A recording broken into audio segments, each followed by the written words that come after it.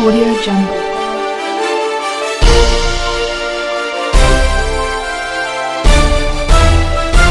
Audio Jungle. देखिए, कुल मिलाकर तो देखा जाए पूरी दिल्ली की सड़कों की हालत बेहाल है। खासतौर से बरसात में और बुरा हाल हो जाता है, टूट जाती है सड़कें। और नॉर्थ ईस्ट में तो आपको पता है घुटनों घुटनों पानी भरता है जब जल भराव होता है, तो सड़कें क्या बचेगी।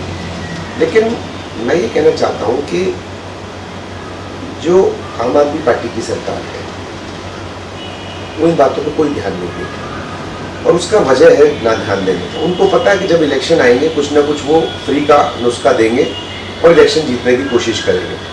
ये झांसा देने की उनकी जो 2 बार जिसमें सफल हुए हैं वो इस बात को सोच के चलते हैं कि पूरे साल 5 साल कोई काम कराने की जरूरत नहीं है।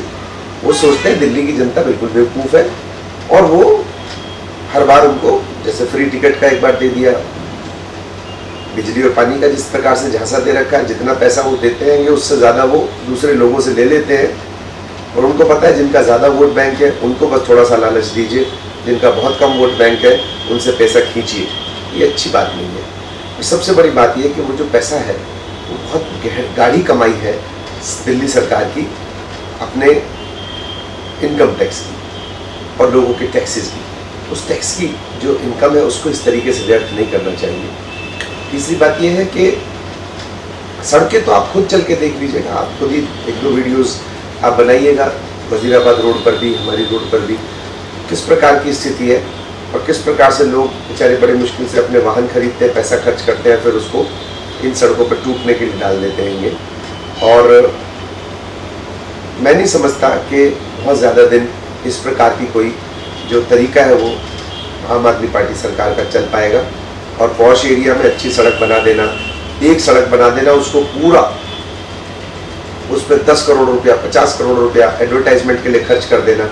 1 करोड़ की सड़क बनी होगी, 50 करोड़ का उसका एडवर्टाइजमेंट कर देना, ये अच्छा नहीं है।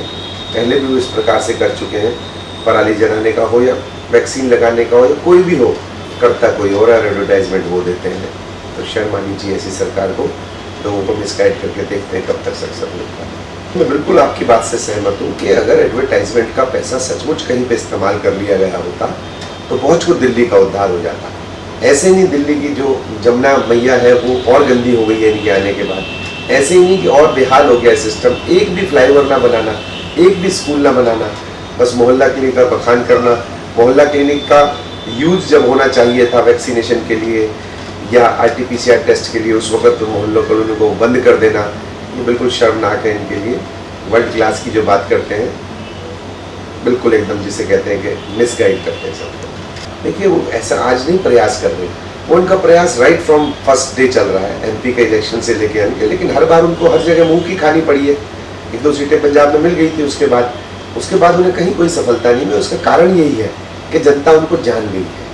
उनको मालूम है कि ये फ्री का देंगे और उससे ज़्यादा किसी न किसी तरीके से खींच लेंगे, किसी और चीज़ में खींच लेंगे। इसलिए जनता बाकी जगह की इनको अच्छी तरह समझती है, चाहे वो उत्तराखंड की हो, चाहे उत्तर प्रदेश की हो, चाहे पंजाब की हो।